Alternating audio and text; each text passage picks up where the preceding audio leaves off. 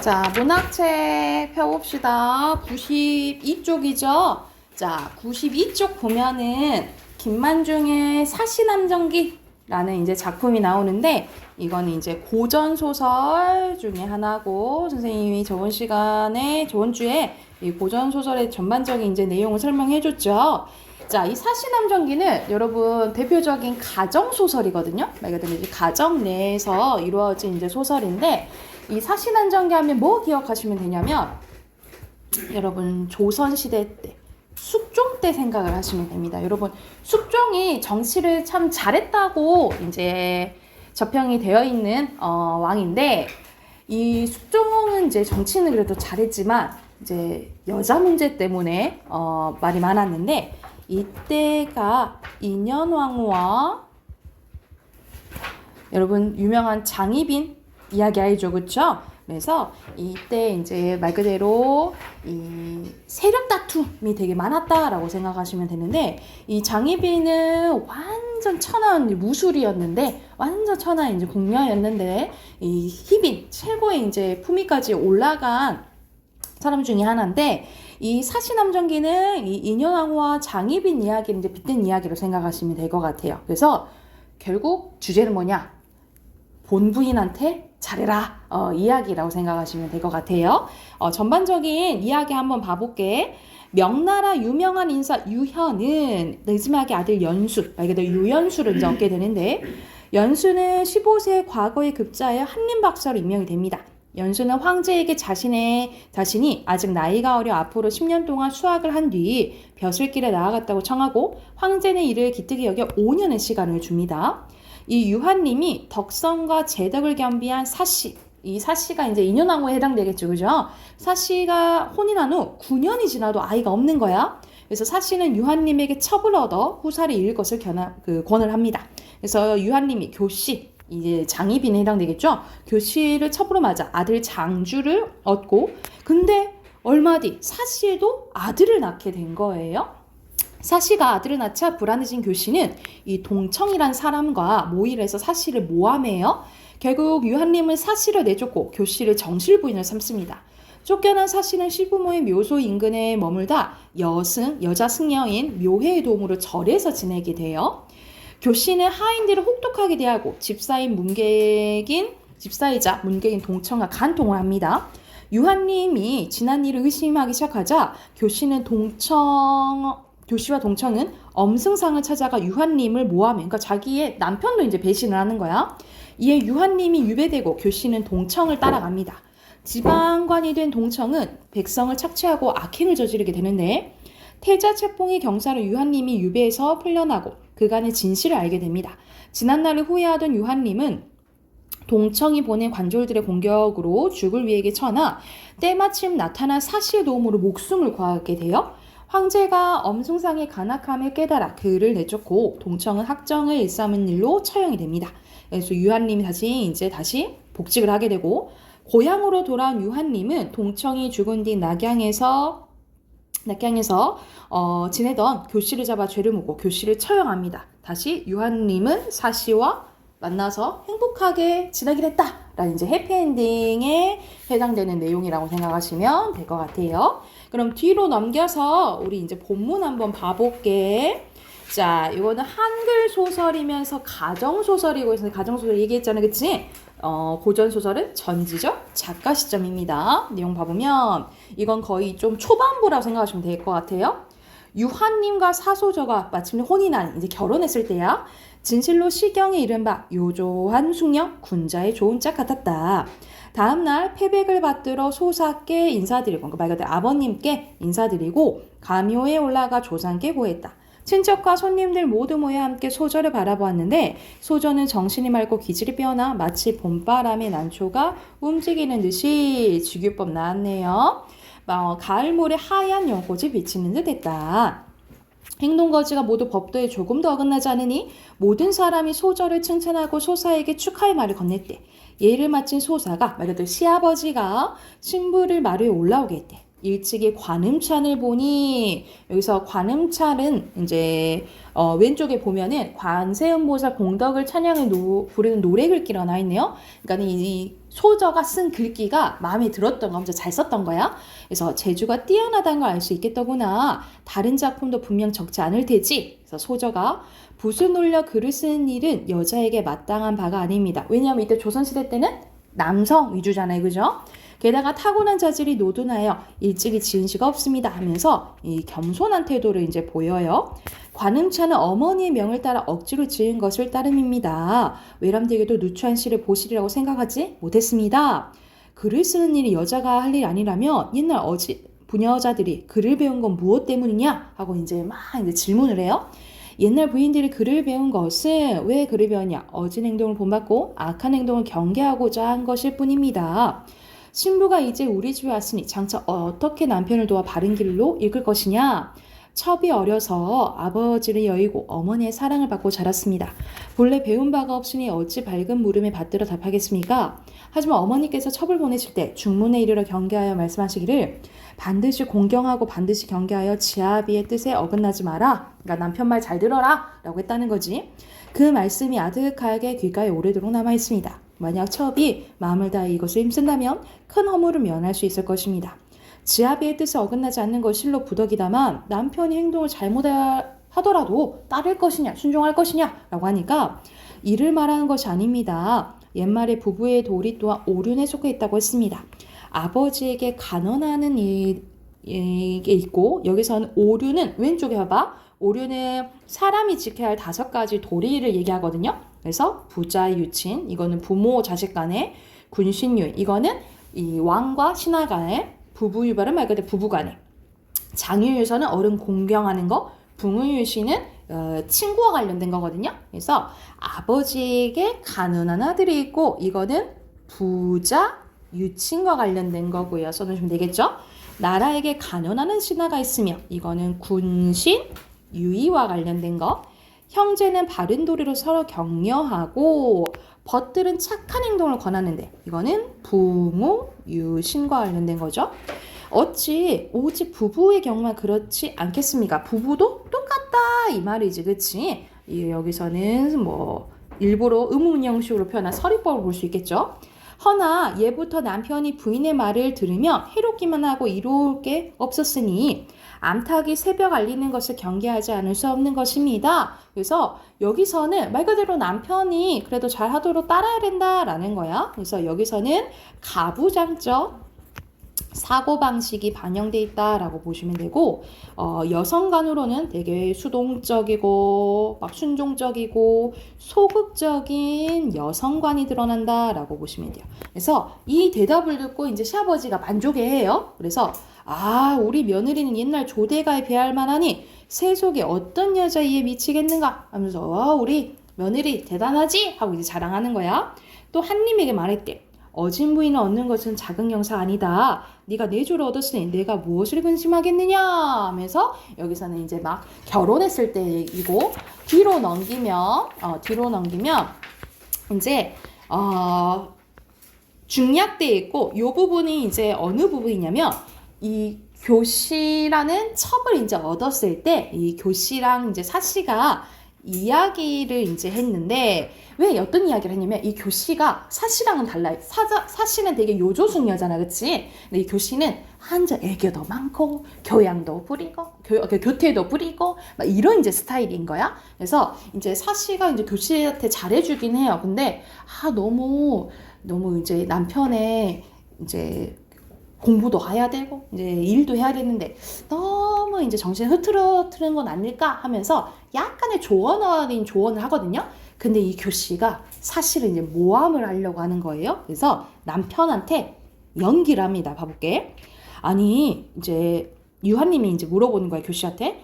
자네가 우리 집에 들어온 뒤로 일찍이 즐거워하지 않은 것을 본 적이 없는데 집안에 무슨 일이 있기에 이같이 구는가 하니까 교씨는 막 계속 울어요. 첩이 한님의 물음에 답하지 않으면 한님께 죄를 짓는 거고 사실대로 답한다면 부인께 죄를 짓는 것이니 답하기도 어렵고 답하지 않기도 어렵습니다 하고 이제 막 연기를 하는 거야. 말 못한다고 막 하는 거야. 자네를 허물지 않을 것이니 숨기지 말고 말하게 라고 하니까 뭘 하냐면 첩이 속된 노래와 비루한 음악으로 군자의 길을 더럽히면서 상공의 명을 받들어 왔습니다. 그러니까는 말 그대로 이제 막 애교랑 뭐 이런 것들 많다 했잖아. 그래서 노래도 부르고 막 이제 연주도 해주고 막 이제 했던 거지. 즐겁게 남편 이제 즐겁게 해주려고.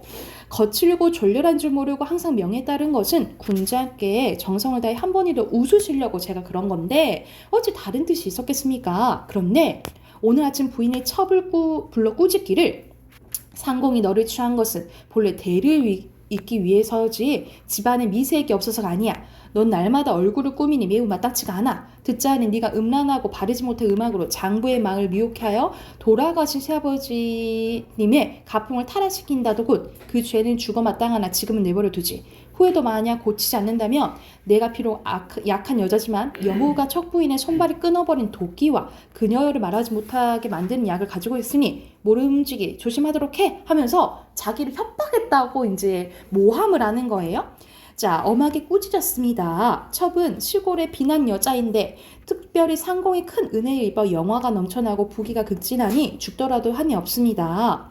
다만 상공의 밝은 덕이 천첩 때문에 세상에 웃음거리가 될까 두려워 감히 명을 따르지 못했던 것입니다. 근데 한님이 이 말을 듣고 고지고대로 이제 믿진 않아요. 그래서 속으로 부인이 평소에 투기를 질투를 하지 않는다고 내가 생각했는데 어찌 이런 말을 했을까? 또 부인은 교씨를 예로 대하고 단점을 언급한 적이 한 번도 없었어. 비록 하인들 사이의 일이라도 그 잘못이 드러나게 지적하지 않았으니 교씨가 부인에게 잘못을 저지러 그런 거 아닌가? 그러니까 사씨가 그럴 여자가 아닌데 교씨가 뭐 잘못했겠지. 이때까지만 해도 이렇게 생각하는 거야. 이유를 알 수 없어 얼마 동안 생각하다가 교씨를 부른 거야. 그게 뭘 아냐면 내가 자네를 취한 것은 부인이 권했기 때문이네. 일찍이 부인이 자네에 대해서 나쁜 말을 하는 것을 듣지 못했으니 반드시 비복들 사이에서 참언이 있어서 한순간 노기를 이기지 못한 것일게요. 순간 그냥 화나서 한마디 했겠지 라고 이제 사시편을 들어주는 거야. 비록 그런 말이 있었더라도 본성이 온화하고 자네를 해하려는 마음이 결코 없을 테니 만에 하나라도 의심하지 말게. 설사 해하려 한다 해도 내가 있는데 어찌 하겠나 하면서 교씨가 겉으로는 괜찮아요 이렇게 했으나 분한 마음이 끝내 버리지 못했대. 오호라, 옛말에 호랑이를 그릴 때는 골격을 그리기가 어렵고 사람을 할 때는 마음 알기가 어렵다고 했다 하면서 옛말을 인용했네요. 그렇죠? 교씨는 용무가 공손하고 언사가 온화하여 사씨가 마음으로 좋은 사람이라고 생각은 했대. 한때 경계의 말을 건넨 것이 다만 바르지 못한 소리가 장부의 마음을 미혹하게 할까 걱정한 것이라 따름이지 어찌 다른 뜻이 있었겠는가.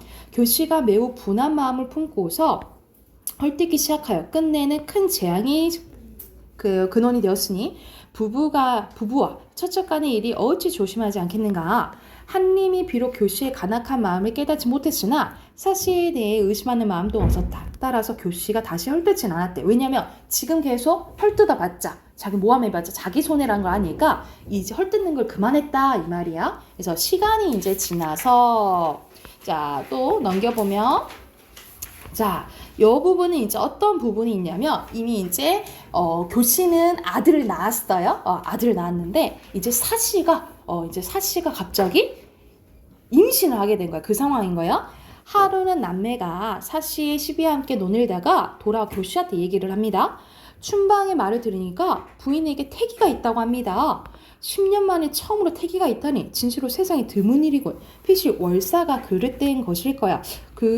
이제 여자는 한 달에 한 번씩 생리를 하잖아요. 뭐 생리가 잘못됐겠지 이렇게 이제 의심하는데 자 만약 그 사씨가 아들을 갖게 된다면 내 아들은 매우 무색해질 테지. 왜냐면 당연히 본처의 아들이 더 중요시하잖아, 그치? 이때는 적서차별 제도도 있었기 때문에 말 그대로 이제 만약 본처에 아들이 생기면은 완전 이 서자는 참합신세가 되는 거죠, 그죠?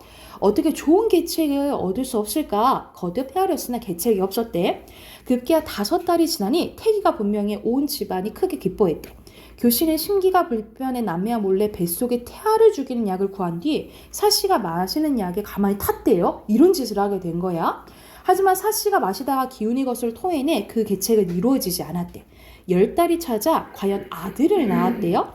골격이 비상하고 풍채가 빼어났다. 한님이 크게 기뻐하여 이나라고 이름을 지었으니 집안 사람들이 모두 떠받들었대요.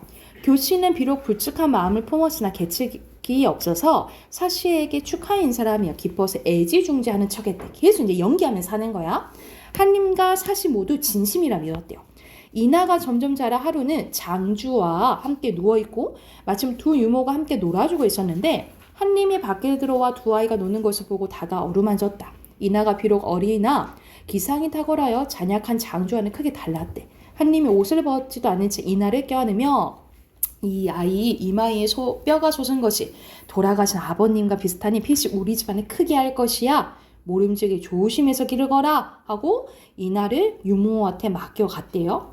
근데 이 장주 유모가 이 밑에 사람 누군지 이 장주 유모가 쭈르륵 교씨한테 가서 이제 이릅니다. 아니 한님께서 이나만 예뻐하시고 장주는 이뻐하지도 않아요 하고 이제 이르러 간 거야. 그랬더니 이제 교씨가 더 이제 불안해지지. 그래서 내가 용모와 자태에서 사시와 짝할 수도 없고 솜씨 또한 저에게 미치지 못하지. 게다가 처와 첩이라는 차이마저 있어. 다만 나에게는 아들이 있고 저는 아들이 없어서 내가 상공의 공경을 받았지. 허나 이제 저자가 아들을 낳았으니 장세 그 아이가 이 집 주인이 될 것이야. 그럼 내 아이는 어디에 쓰겠어? 사실 또한 비록 겉으로는 인의를 베풀지만 화원에서 꼬지즘에 한 말은 분명 시기였어.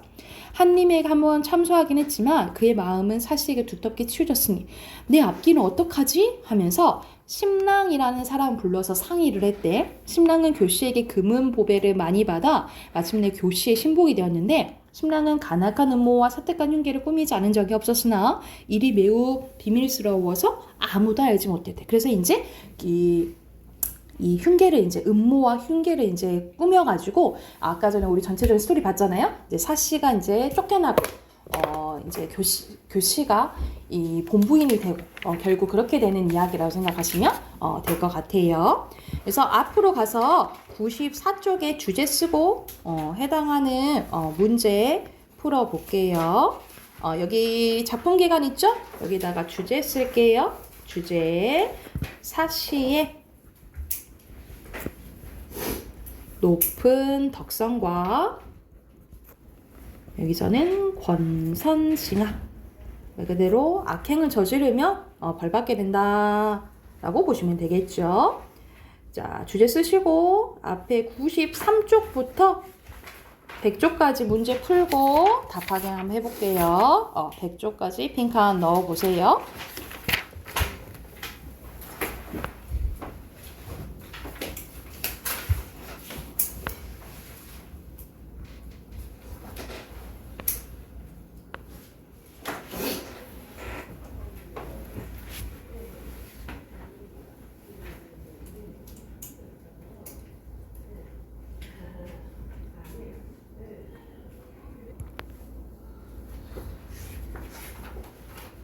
답 확인해 볼까요?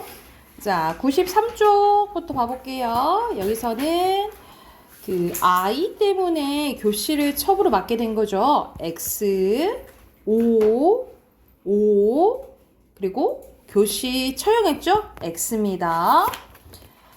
자, 1번 95쪽 1번 가볼게요. 1번에 유소사가 사씨에게 막 이것저것 질문하잖아요. 그치? 아이가 괜찮은지 보기 위해서잖아요. 그죠? 1번이고요. 2번에 사씨의 가치관은 말 그대로 되게 순종적이고 가부장적 사고방식에 잘 따르는 이제 여성관을 갖고 있는 거지. 5번이에요. 그래서 대표적인 현모양처입니다. 3번에 2번이에요. 자, 넘겨서 4번 갈게요. 4번에 교씨가 말한 내용으로 적절하지 않은 것은 여기서는 그 되게 자기가 이제 노래 부르고 막 그 속된 노래 부르고 막 이렇다 했잖아요. 그치? 그래서 군자의 귀를 더럽힌다 했지만 들어줄만 하다 했어요. 그래서 여기서는 2번입니다. 촌스러운 거 전혀 아니고 들어줄만 하다고 얘기하지도 않았죠. 그리고 5번의 유한님에 대한 평가로 적절한 것은 여기서는 사씨에 대해서 어떻게 평소에 질투도 안 하고 그 교씨에 대해서 나쁜 말도 안 했다 했잖아요. 그지? 5번이에요. 그리고 6번에 편집재정 논평은 이건 고전소설만의 특징이라 했잖아요. 고전소설은 다 시점이 뭐라 했죠? 3인칭 전지적 작가 시점이니까 여기서 서술자가 개입하는 부분이 있거든요. 그래서 여기서는 교시가 얼마나 이제 나쁜 짓을 하는지 다 설명을 해주잖아. 그치? 그래서 가장 적절한 부분은 1번이에요. 자, 넘겨서 7번 가볼게. 7번의 당시 사회문화적 상황은 처첩제도랑 선생님 적서차별제도 이런 거 있었다 했잖아. 그쵸? 2번이고요. 8번의 사시와 교시의 성품은 4번. 그리고 9번에 여기서 언급하고 있는 사회적 가치관은 4번이죠. 됐나요? 자, 뒤로 넘겨서 빈칸 넣어볼게요. 자, 여기서는 가부장적 가치관 넣어도 되고요. 또는 뭐 크게 봐서 유교적 넣어도 돼요. 오른쪽에 여기는 악인이고요. 악인. 밑에 겸손 남성이에요. 그리고 왼쪽에 첩, 오른쪽에 가부장, 그리고 마지막 적자입니다. 우리 본부인의 자식을 적자, 첩의 자식을 서자라고 한다고. 이해됐나요? 그래서 오른쪽에 보면 선생님 말했듯이 이 숙종 때 이야기라고 생각하시면 될 것 같아요. 참고해서 한번 읽어보시고 비문학 꺼내볼게요. 우리 비문학. 오늘은 44쪽입니다. 여러분 44쪽 47쪽까지 문제 푸시고 또 같이 한번 봐볼게요.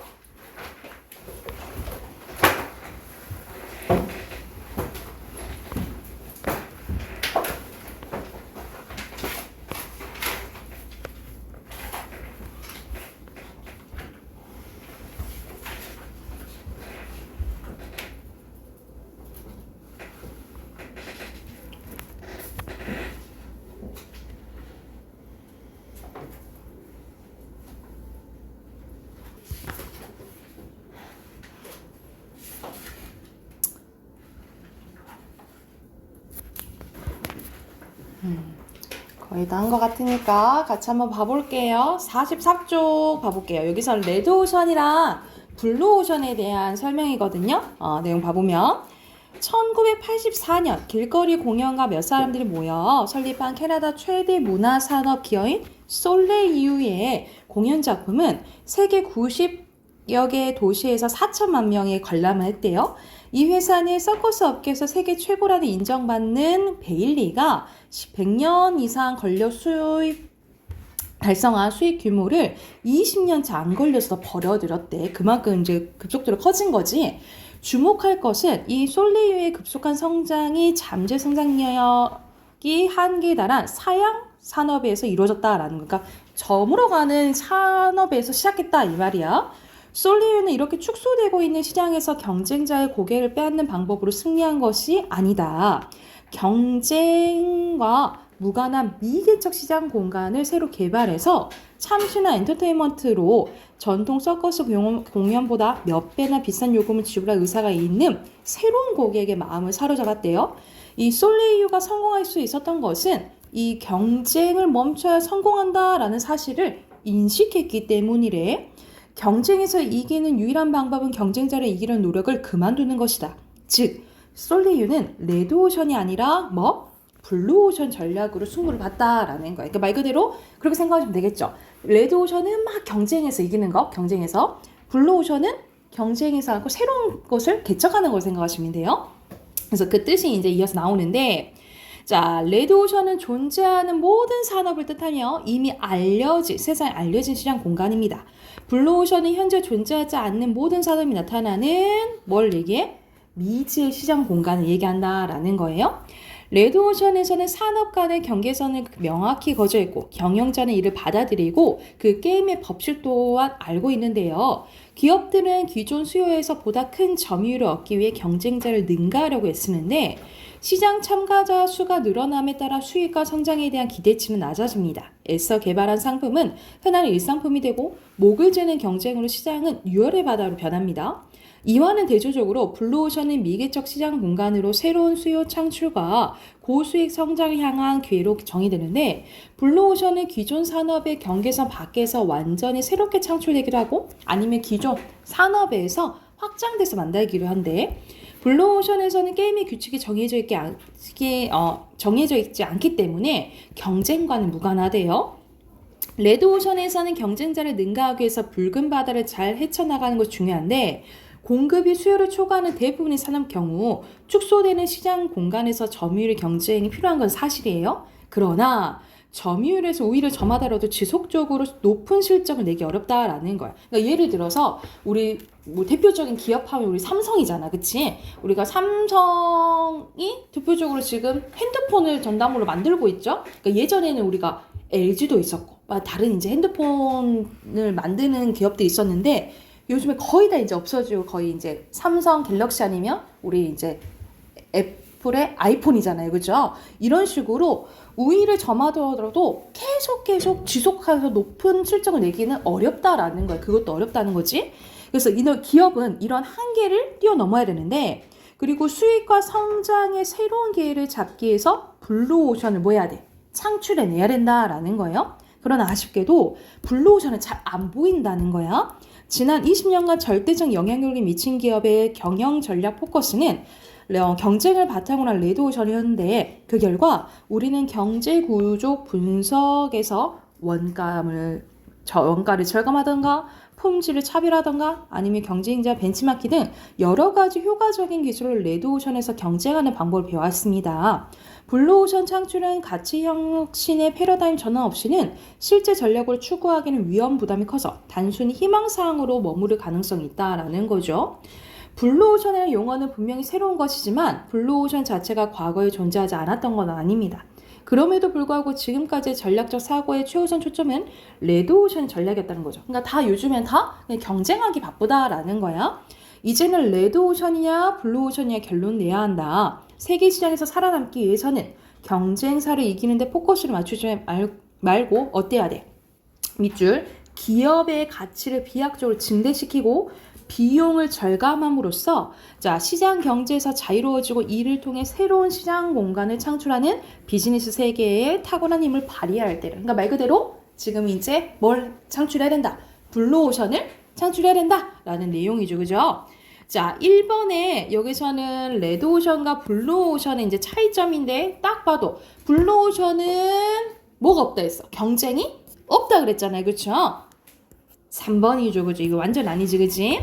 그리고 2번에 아까 마지막 문장 선생님 밑줄 그한 부분에서 선생님 뭐라 했어? 가치는 높이고 비용은 낮추라 했잖아요, 그쵸? 그러면 가장 해당되는 게 높고 낮아야 되니까 나에 해당되겠죠, 그죠? 2번이에요. 자, 뒤로 넘겨서 빈칸 채울게요. 1문단에 블루오션, 2문단에 개념이고요. 3문단에 경쟁, 4문단에 레드오션이에요. 자, 1번 결정해야 된다 그랬죠? O, 경쟁에서 벗어나라 했잖아요, 그치? X, 가치, 비용을 축소하는데 가치는 높여야겠죠, 그죠? X예요. 그 다음에 O입니다. 자, 먼저 레드오션 먼저 넣어볼게요. 왼쪽에 존재, 점유율이고요. 오른쪽에 미지, 바뀝니다. 됐을까요? 자, 오른쪽에 어휘 봐볼게요. 자, 순서대로 유혈, 잠재, 인식, 사양, 미지고요. 디귿, 리을, 니은, 기억입니다. 됐나요? 우리 마지막 문법 할게요.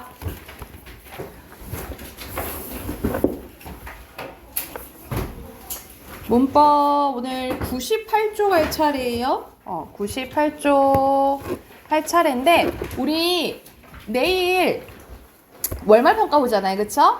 내일 월말평가 보는데 나연이랑 준규는 그냥 감안하고 그냥 볼게요. 감안하고 보고 자 시험 범위는 선생님 말했듯이 문장 성분만 할 거야. 그래서 86쪽부터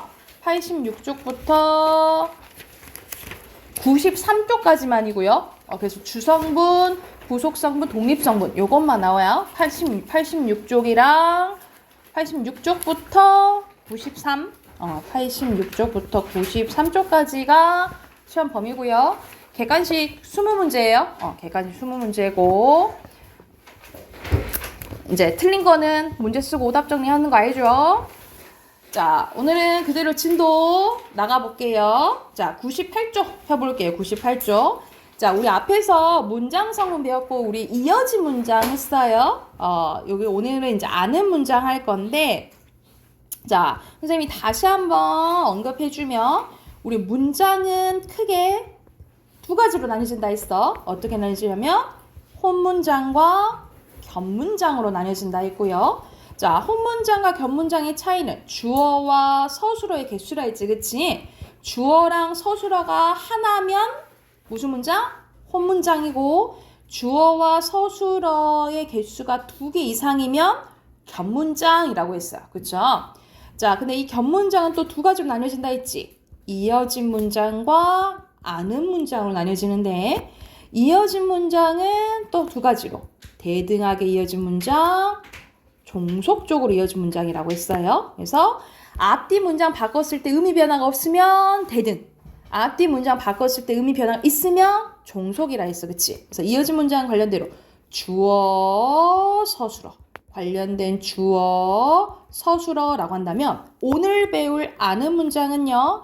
자, 관련된 주어랑 서술어가 보통 떨어져 있어요. 떨어져 있고 또 다른 주어랑 또 다른 서술어가 하나의 문장 성분 역할을 해요. 문장 성분 역할을 해서 자, 우리 보통 주어랑 서술어가 있으면 우리 문장이라 하잖아. 그치? 근데 얘는 하나의 문장 성분 역할을 해서 문장으로 완벽하게 우리 문장은 완결되게 끝나야 돼. 근데 이건 완결되게 끝나지 않아서 문장보다는 개념이 작아요. 그래서 작아서 이건 뭐라고 하냐면 절이라고 부르고 우리 문장보다 작은 단위를 절이라고 해. 절이라고 부르고 요거는 얘가 하는 역할에 따라서 무슨 절을 아는 문장이라고 부른다라고 생각하시면 될 것 같아요. 그래서 왼쪽에 개념 보면 자, 안긴 문장은 다른 문장 속에 들어가 하나의 문장 성분처럼 쓰이는 거야. 그래서 아까 선생님 말했던 여기 있죠? 여기 이 절에 해당된다라고 보시면 돼요. 그래서 안긴 문장은 같은 말로 절이라고 생각하시면 될 것 같아요. 그리고 이 문장을 전체적으로 부를 때 아는 문장으로 불러. 안긴 문장을 포함한 겹문장 전체를 아는 문장으로 부른다라고 보시면 됩니다. 그래서 여기 나와 있죠? 안긴 문장은 절의 형태로 다른 문장이 안기는데 이 역할에 따라서 5가지로 나뉘어집니다. 명사절, 관형절, 부사절, 서술절, 인용절 이렇게 5가지로 나뉘어져요. 자, 이어진 문장은 여러분 선생님이 이어진 문장은 뭐로 힌트 얻으라고 했어? 얘는 연결해주는 연결어미로 힌트를 얻으라고 했어요. 그쵸? 연결어미 선생님 외우라고 했잖아. 그치? 근데 여러분 아는 문장은 뭐로 힌트를 얻으시면 되냐면 얘는 전성어미로 힌트를 얻으시면 돼요. 전성어미 써볼까? 여러분 전성어미로 힌트를 얻으면 되는데 전성어미는 뭐라고 생각하시면 되냐면 성질을 바꿔준 어미라고 보시면 돼요. 성질을 바꿔준 어미를 전성어미라고 해요. 그래서 예를 들어볼게. 자, 먼저 명사절이 나와 있는데 말 그대로 이 절이 명사 역할을 하는 거예요. 자, 예를 들어 봐봐. 예시 봐보자. 항상 주어 서술을 찾으라 했지. 나는 관련된 서술이 뭐예요? 기다렸어요. 근데 뭘 기다렸냐? 그가 오기를 기다렸어. 여러분 여기 오기 봐볼까? 여러분 오다는 원래 품사가 뭐야? 오다. 동사죠. 그쵸? 동사죠. 근데 오기 하면서 이 기가 붙어서 일시적으로 명사를 만들어주는 거예요. 그래서 이 기를 뭐라고 부르냐면 명사를 만들어주는 일시적으로 명사형 뭐라 부른다는 거야? 전성어미라고 불러요. 이걸 뭐라 부른다고? 명사형 전성어미라고 불러요. 불러요. 그래서 이 명사형 전성어미에는 두 가지가 있어요. 음기. 음기가 있으면 여러분 이걸로 힌트를 얻으면 돼. 문장에서 음기가 보인다. 그러면 이거 명사절이네 라고 힌트를 얻으면 돼. 그래서 음기가 붙어서 각각 문장에서 주어, 목적어, 부사 역할하는 것은 명사절이라고 합니다. 여러분 봐봐. 그가 오기가 명사절이거든요. 근데 을이 붙었지, 그치? 그래서 얘는 목적어 역할을 한다라고 생각하시면 돼요. 주목보 중에 지금 목적어 역할을 한다라고 생각하면 돼. 그래서 문장에서 하는 역할을 보시면 됩니다. 그래서 여기서는 문장에서 만약 주어, 목적어, 부사 역할을 한다. 그럼 명사절로 힌트를 얻으면 돼요. 그래서 명사형 전성어미는 뭐가 있다? 음과 기가 있다 라고 힌트를 얻으시면 되고, 두 번째예요. 관형절입니다. 관형절은 여러분 관형사 생각하면 돼. 관형사는 뭐 꾸며주죠? 우리 보통 체온 꾸며주죠. 그쵸? 이것도 마찬가지야. 체온 꾸며주면 관형절이라고 생각하면 돼. 예시 봐볼까요, 여러분? 이것은 책이에요. 그쵸? 근데 어떤 책이야? 내가 읽은 책이야. 내가 읽으니 뭐 꾸며줘요? 책 꾸며주죠. 그쵸? 이런 식으로 명사, 보통 우리 포함해서 체온이죠. 체온을 꾸며주면 무슨 절? 관형절이라고 생각하시면 돼요. 그래서 여기서는 봐봐. 은, 는, 을, 던 이렇게 보이지, 그치? 이 은는, 을던은 우리 읽다는 봉사잖아, 그치? 근데 일시적으로 얘도 관형사 역할도 만들어주는 거야. 얘를 뭐라 부를까? 관형사형 전성어미라고 불러요. 그래서 관형사형 전성어미는 뭐가 있는 거야? 은는, 을던 외우시면 돼요. 은는, 을던이 보이고, 뒤에 있는 이렇게 체온을 꾸며준다. 그럼 무슨 절? 관형절 기억하시면 돼요. 관형절. 이해됐을까요? 관형절 보시면 되고, 그 다음에 마지막 세 번째 부사절 가볼게요. 우리가 부사는 체온 이외의 것들을 꾸며준 걸 부사라고 배웠잖아요. 그치? 품사에서. 자, 이거는 보통 서술어 꾸며줍니다. 보통 서술어 수식이에요. 서술어 수식. 이것도 예시 봐볼게요. 고구마가 구워졌어요. 근데 어떻게 구워졌어? 군침이 돌게 구워진 거야. 그치? 이래서 여기서는 서술어 이렇게 꾸며주면 부사절이라고 보시면 돼요. 근데 군침이 돌다. 우리 돈다는 동사잖아? 근데 돌게. 개가 붙어서 일시적으로 부사 역할하도록 만들어주는 거야. 이것도 뭐라 부르겠어요? 부사형 전성어미라고 부르겠죠. 그래서 부사형 전성어미는 개, 도록이 있고 부사, 파생, 접사, 이가 붙어도 부사절이에요. 그래서 여러분 어떻게 외우시면 되냐면 그냥 이게 도록으로 외우세요. 이게 도록이 보인다. 그럼 무슨 절? 부사절 이렇게 생각하시면 돼요. 이게 도록이 보이면 뭐? 부사절이에요. 그래서 자, 방금 3개 했어. 자, 명사절, 관형절, 부사절은 이렇게 힌트를 알 수 있거든요. 각각 전성어미가 있어요. 명사형 전성어미는 은, 기, 관형사형 전성어미는 은는, 을, 던, 그리고 부사형 전성어미 뭐가 있어? 이게 도록 외우라 했잖아요. 그치? 자, 얘네들을 이렇게 전성어미로 힌트를 얻으면 되는데 밑에 있는 2개는 전성어미가 없어요. 전성어미가 없고 뭐로 힌트를 얻으면 되냐면 봐볼게. 서술절인데 서술절은 말 그대로 서술어 역할을 해. 지민아 중에 서술어 역할을 하는데 서술어는 뭐라 생각하시면 되냐면 주어가 2개고 서술어가 하나 나와요. 그러면 뒤에가 서술절 이렇게 생각하시면 돼요. 다시 주어가 2개고 서술어가 하나잖아? 그러면 뒤에가 서술절을 생각하면 돼. 예시 봐볼게요. 토끼가 귀가 길어요. 이런 식으로 나와. 그러면 뭐가? 이 뒤에가 무슨 절? 서술절이라고 생각하시면 됩니다. 주어가 2개고 서술어가 하나면 뒤에가 무슨 절이라고? 서술절 이렇게 생각하시면 되고, 인용절은 쉬워요. 여러분 이 인용은 뭐야? 인용? 다른 말을 가지고 오는 거잖아요. 그치? 다른 말을 가지고 오는 건데 2가지가 있어요. 직접과 간접이 있는데 예시 봐볼게요. 희재가 말했어요. 뭐라고 말했어? 영화 보러 가자라고. 희재가 말했어요. 나에게 영화 보러 가자고. 이런 식으로 라고나 고가 쓰이면 인용절이라고 보시면 되거든요. 근데 이렇게 큰 따옴표가 있고 라고가 쓰이면 직접 인용, 큰 따옴표 없이 그냥 고가 쓰이면 간접 인용이라고 보시면 돼요. 근데 여러분 이 고랑 라고는 어미 아니에요. 얘는 어미가 아니고 조사예요. 그래서 뭐라 쓰면 되냐면 인용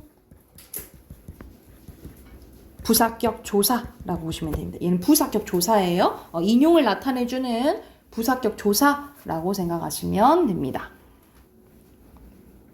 그래서 이런 식으로 주어가 두 개 이상, 주어랑 서술어가 두 개 이상 나타나고 이런 식으로 표시가 나온다. 그러면 아는 문장이라고 힌트를 얻으시면 될 것 같아요. 자, 선생님이 말했어. 아는 문장은 관련된 주어랑 서술어 보통 떨어져 있다고? 떨어져 있고 뭐로 힌트를 얻으면 된다고요? 전성어미를 힌트를 얻으면 되는데 근데 요 세 개는 전성어미가 있잖아요. 그치? 근데 서술절에 인용절은 없다 했어. 대신 주어가 두 개고 서술어가 하나면 뒤에가 무슨 절? 서술절이고 자, 라고나 고가 쓰이면 무슨 절? 인용절 이렇게 생각하시면 될 것 같아요. 이해됐을까요? 자, 우선 오늘 진도는 나갔는데 여러분 내일 단어 그대로 외워오시고 내일은 3강이에요. 내일 3강 외워오시고 단어 시험 보고 선생님 공부할 시간 좀 주고 월말평가 볼게요. 그리고 진도 나갈게요. 아셨죠? 오늘 여기까지 합시다.